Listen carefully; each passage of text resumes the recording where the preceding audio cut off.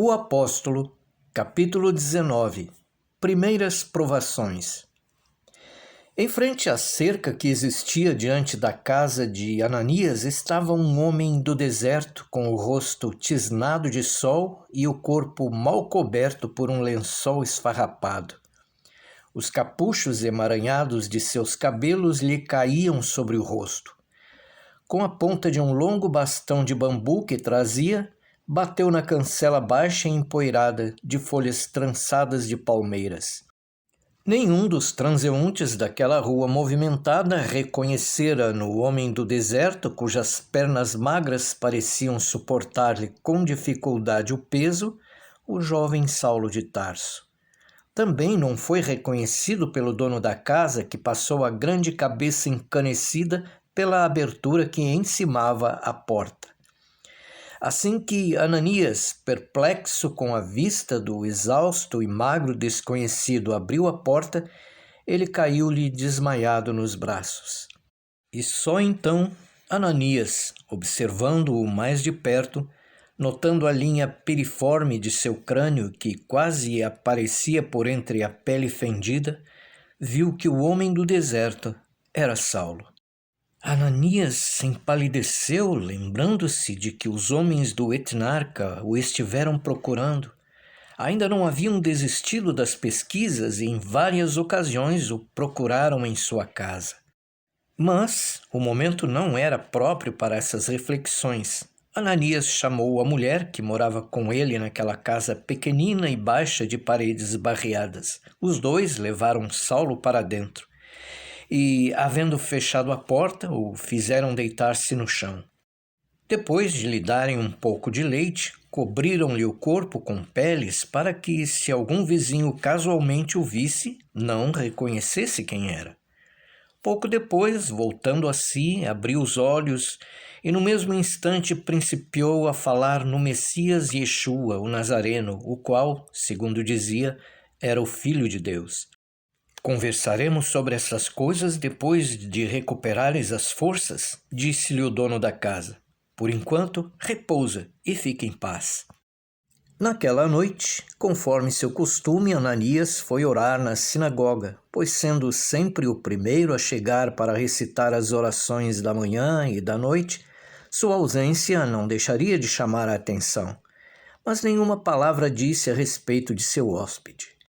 Ananias e sua mulher conservaram Saulo oculto várias semanas, tratando-o carinhosamente e alimentando-o com leite e hortaliças, pois Saulo se achava tão fraco, seu corpo fora tão castigado pelo sol do deserto, que mal podia conservar-se de pé.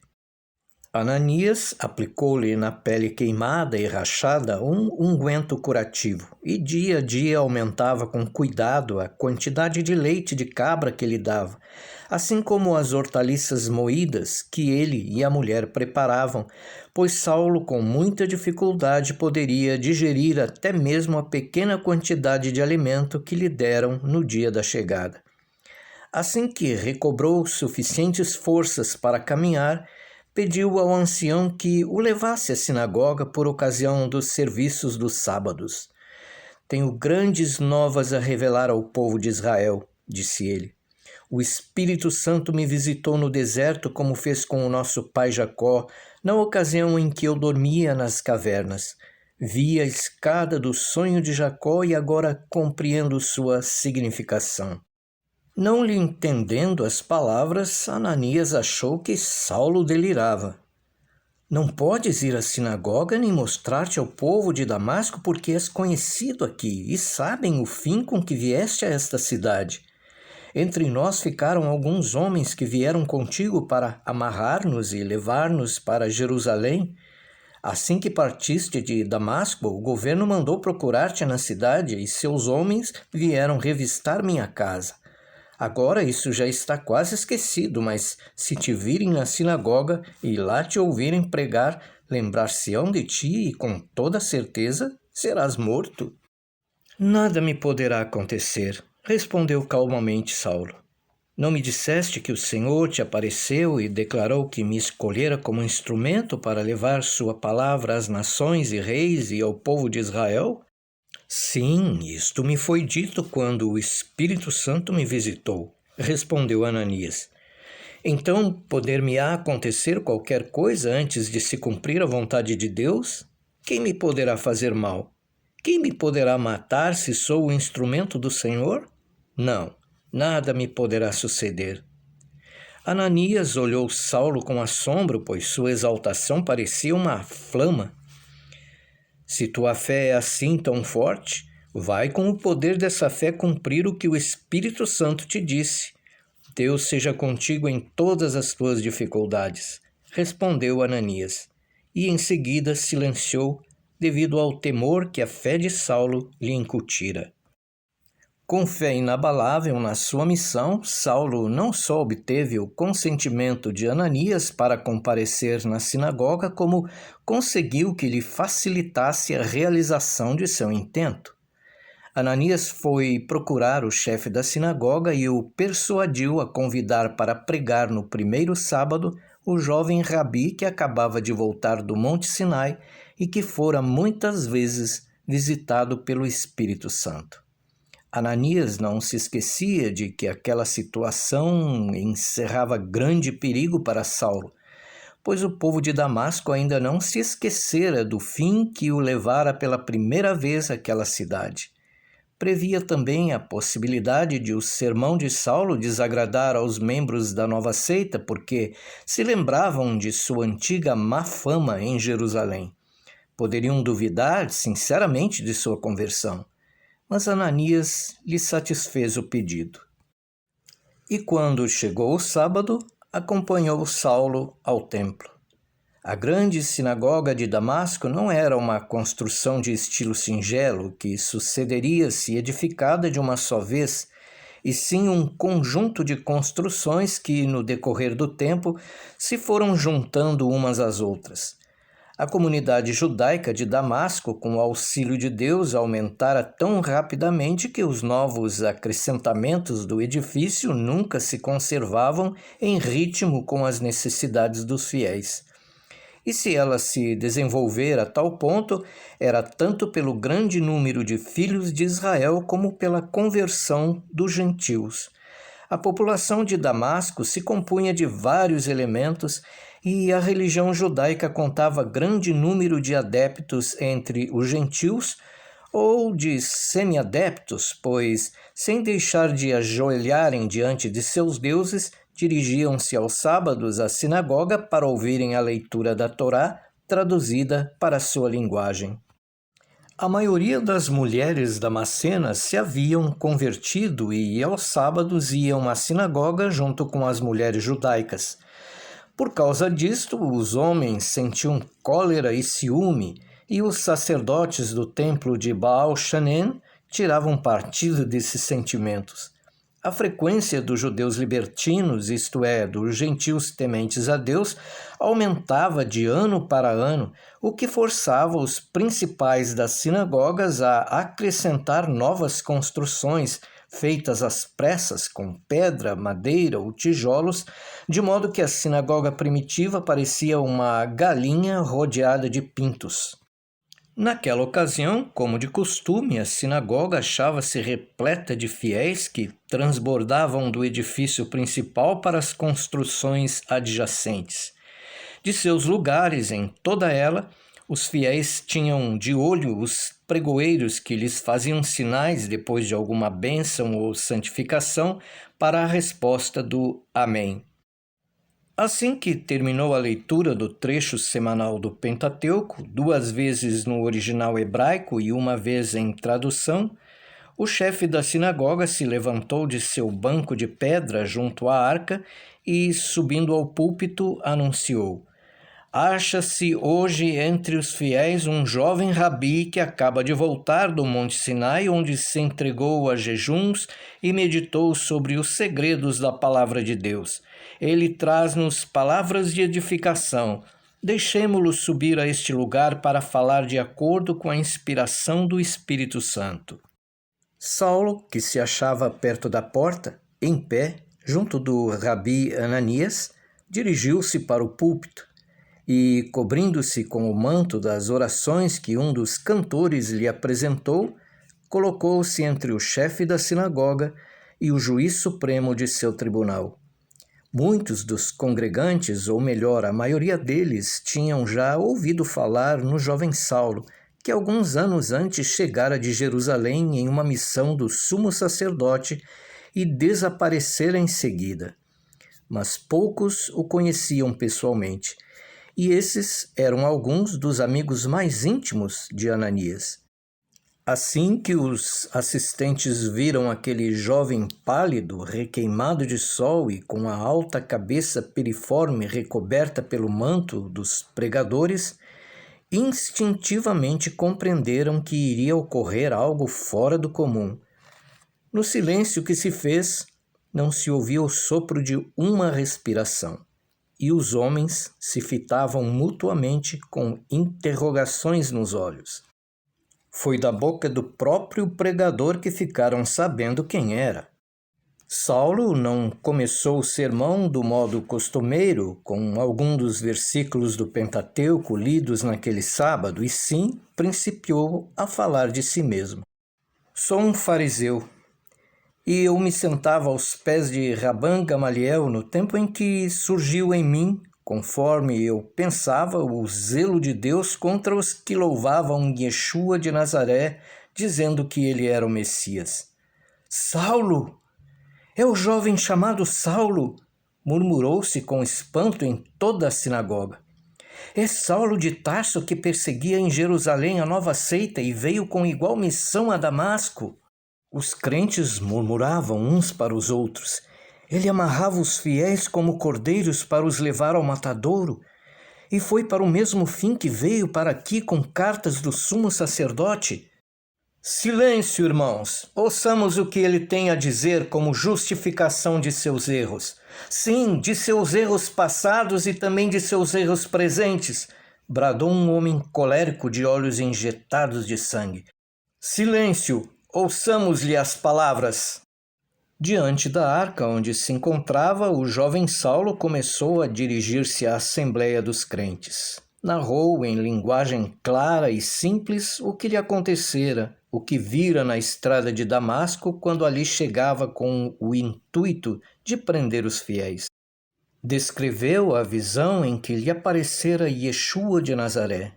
Contou-lhes a respeito da cegueira que sofrera 3 dias e a resolução que tomara de fugir assim que a cegueira se desvaneceu, abandonando os companheiros. Falou-lhes sobre sua peregrinação no deserto e sua ida ao Monte Sinai, onde meditou sobre tudo que lhe acontecera, sobre a visitação do Espírito Santo, gerada pelos seus próprios pensamentos, e sobre a ordem que recebera de sair do deserto e retornar a Damasco. Revelou-lhes que vira claramente a escada de seu pai comum, Jacó, em um sonho noturno, e que compreendera que essa escada que prendia o céu à terra era Yeshua, o Nazareno, e também que compreendera que esse Yeshua, que os judeus haviam em vida expulsado dentre si, era o Filho de Deus, que o enviara a este mundo como o Salvador da humanidade. E Saulo, deixando de falar em si mesmo, prosseguiu a falar exaltadamente no Messias. Embora em sua fraqueza humana fosse crucificado, achava-se vivo ao lado de Deus Pai.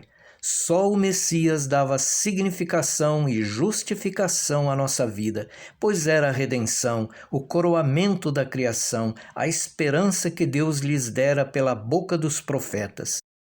Ele iria voltar para fazer os mortos ressuscitarem, pois sem a ressurreição a vida não tinha significado e a disciplina religiosa não tinha finalidade. Ora, entre os fiéis da sinagoga havia muitos que acreditavam na nova fé, e mais de uma vez Ananias subira ao lugar onde Saulo estava para pregar-lhe sobre Yeshua o Nazareno. Todavia, até as pessoas que não seguiam a nova fé nunca reprovaram o procedimento de Ananias, que todos conheciam como um judeu temente a Deus e piedoso, incapaz de transgredir a lei e de qualquer modo blasfemar contra a fé judaica. Muitos acreditavam que Yeshua de Nazaré morrera de livre vontade na cruz pelos pecados de todos e que em breve voltaria sobre as nuvens do céu. E os que isto acreditavam, tanto eram os que solenemente aceitavam a nova fé, isto é, os que foram batizados em nome do Messias, como os que não haviam recebido o batismo. Tudo o que aquele jovem pregava não era novidade em Damasco, por isso não lhes causava espanto. Mas o que levantou verdadeira tempestade entre os fiéis foi ele afirmar que Yeshua, o Nazareno, não só era o Messias, como também o Filho de Deus. Dizia que, assim como não pode existir coisa alguma sem Deus, de cuja glória o mundo estava cheio, também não podia existir sem Yeshua, o Nazareno, que era a personificação da redenção e o sentido e finalidade da criação divina. Sendo assim, Yeshua era igual a Deus, era uma segunda autoridade divina, pois completava e dava significação à obra de Deus. E quem dizia tais absurdos? Um homem que pouco antes perseguia os que acreditavam que Yeshua era o Messias, que pouco antes chegara com cartas do sumo sacerdote àquela mesma cidade de Damasco para prender os fiéis e levá-los para Jerusalém. E ali estava, no púlpito, a pregar coisas nunca ouvidas em Israel. Não o deixaram prosseguir. A cólera que fuzilava nos olhares dos principais da sinagoga correspondia a igual cólera nos corações dos assistentes. E não somente os judeus piedosos, mas também os fiéis que da boca de Ananias já sabiam que Yeshua era o Messias, cerraram os sobrecenhos, cheios de espanto e revolta. Jamais ouviram tais palavras saírem de lábios israelitas? Rumores hostis correram entre os fiéis. Ao contrário do que sucedia em Jerusalém, mãos nenhuma se estenderam para arrancá-lo do púlpito, mas houve assombro e descontentamento geral. Levantando-se o chefe da sinagoga, pediu silêncio. Com a permissão e autoridade do presidente do tribunal da sinagoga e dos outros anciãos, ordeno a Saulo de Tarso que se cale e lhe retiro o privilégio de pregar nesta sinagoga. Naquela manhã, os crentes debandaram tristes, cabisbaixos, com a impressão de terem testemunhado a adoração do bezerro de ouro. Já era mais do que tempo de Saulo retirar-se da cidade. Ele não cessava de expor suas ideias sobre o Messias a quem estivesse disposto a ouvi-lo. Os anciãos da sinagoga não só lhe proibiram subir ao púlpito, como também conferenciavam com grande interesse para saberem se convinha levar Saulo perante o tribunal para ser condenado aos açoites. Se eles se abstinham de tomar essa resolução, era por não desejarem dar maior repercussão ao caso. Saulo limitava-se então a falar a pequenos grupos de ouvintes ou a discutir com os doutos, e, em havendo ensejo, não hesitava em dirigir-se às pessoas ignorantes que quisessem ouvir-lhe as ideias. A congregação se cindiu em dois grupos, um que concordava com essas ideias e outro que discordava, e a cisão se verificou não só entre os judeus, como também entre os gentios interessados, a quem essa disputa lançava em confusão. Em toda parte falava-se sobre Saulo, que desenvolvia sua atividade na cidade inteira. Em vão, Ananias o exortava a pensar na sua segurança e na da pequena comunidade de crentes de Damasco, que até então vivera em boa harmonia com os outros judeus, pois não se fazia distinção entre os crentes e os descrentes no messianismo de Yeshua. Todos eram igualmente considerados membros da congregação judaica. Mas Saulo parecia um furacão, estava simultaneamente em toda parte. Ora surgia no meio de um pequeno grupo da sinagoga, ora ao lado dos trabalhadores no mercado, ora junto a um grupo de mercadores, e com todos, compradores e vendedores, tapeceiros, cameleiros e carregadores, discutia sobre o Messias, afirmando ser o Filho de Deus.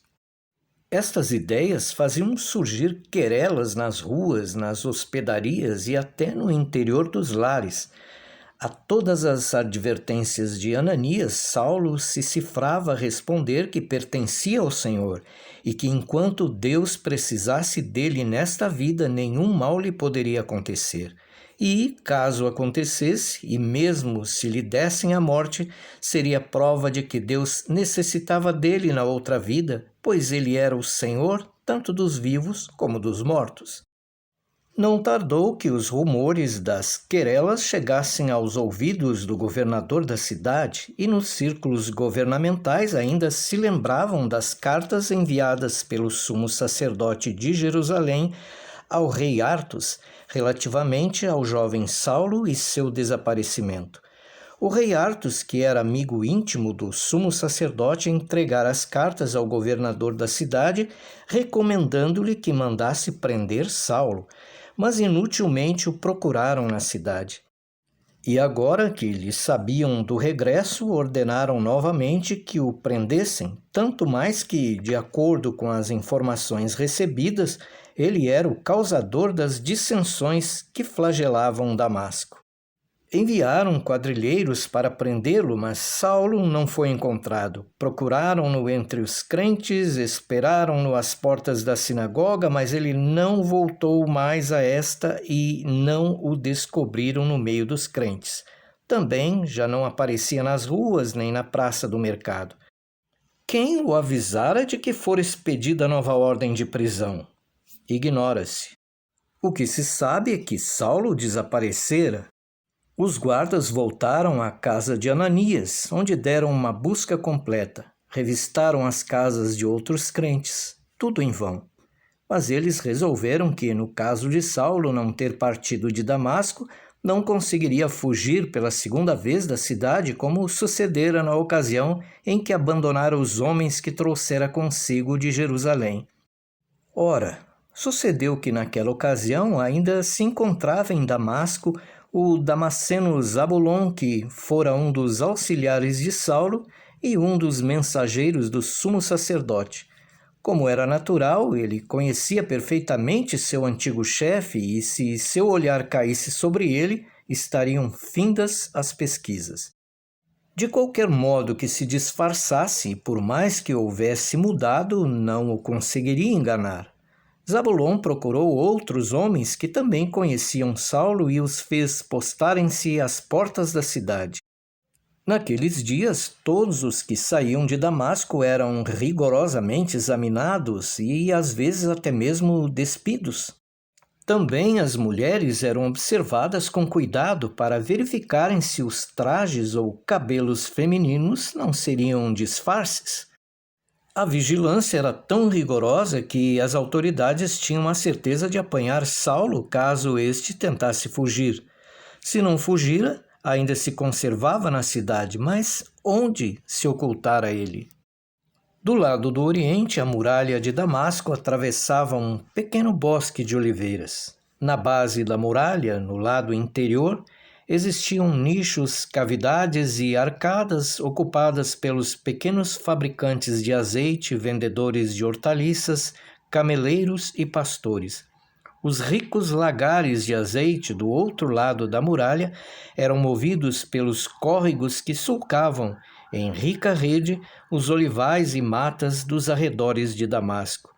Debaixo da muralha, do lado interior, havia apenas os pequeninos fabricantes de azeite cujos moinhos eram tocados por algum burro ou escravo cego.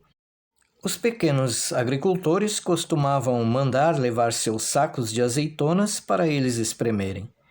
Em frente à muralha existiam grandes montes de caroços de azeitonas que eram vendidos para adubo. Durante o dia, ouviam-se ali zurros de mulas, rinchos de camelos, vozear de agricultores e moleiros a conversarem sobre seus negócios e os altos pregões dos mercadores. À noite, reinava silêncio junto aos nichos e cavidades da base da muralha, e só as candeias de azeite, de que se erguiam tênues espirais de fumaça, atestavam que aqueles lugares eram habitações humanas. Entre os donos de lagares que tinham lá seus nichos, havia um moço de nome Zacarias ben Elias. Durante o dia, carregava cestos de azeitonas para o moinho, enchendo com o azeite fabricado talhas e odres que colocava nas mulas que se achavam à espera dessa carga. Seu corpo e o lençol que o recobria eram besuntados de azeite, que também se via em toda parte, no buraco que escolhera para a moradia. Suas vasilhas e sua cama estavam sempre sujas de azeite. Os cestos empilhados gotejavam azeite, e, em meio deles e das talhas, coberto de um pano oleoso, ficava o dia inteiro Saulo de Tarso. Pela primeira vez, ele sentia o que fizera tantas outras pessoas sentir, isto é, a emoção de correr perigo por amor de Yeshua, o Messias. Mas nada receava, porque sabia que ninguém teria poder sobre sua vida enquanto não houvesse desempenhado sua missão. Mas, pela primeira vez, Saulo, que fora sempre o caçador, sabia o que significava ser caçado. E ele, que durante tanto tempo fora o lobo, sabia agora o que significava ser cordeiro. Desse modo, tinha a felicidade de ser perseguido por amor do Deus que existe no Rei Messias. Uma noite, 2 braços possantes o tiraram de seu esconderijo e o colocaram num cesto sujo de bagaço de azeitonas. Zacarias deu-lhe um pão e uma cabaça de água e vinagre para alimentá-lo no deserto. E depois de cobrir o cesto com folhagens para dar-lhe a aparência de uma alcofa de azeitonas que era levada para o lagar, pô-lo às costas e partiu. Ele conhecia um lugar onde a muralha atravessava um bosque solitário e foi para onde se dirigiu, curvado sob o peso de sua carga. Lá chegando, trepou no alto da muralha e daí, com uma corda, fez o cesto descer para o outro lado. Agora carrega o cesto, Saulo, disse ele. E se os guardas te detiverem, dize-lhes que vais levando azeitonas para serem espremidas nos grandes lagares de fora da cidade. Deus seja contigo, irmão. Mas, do outro lado da muralha, Saulo não se encontrou com ninguém, e sob a cúpula azul escura da noite, partiu fitando as estrelas que conhecera tão bem no deserto. Para onde? A resposta veio por si mesma. Haveria outro caminho a seguir a não ser o que da primeira vez ali o trouxera? Em consequência, para Jerusalém, para junto daqueles a quem perseguira e a quem agora desejava reunir-se, para junto de Simão Barjonas. E Saulo tomou a direção do Monte Hermon, cujo cimo, à luz das estrelas, se mostrava à distância majestoso e alvo.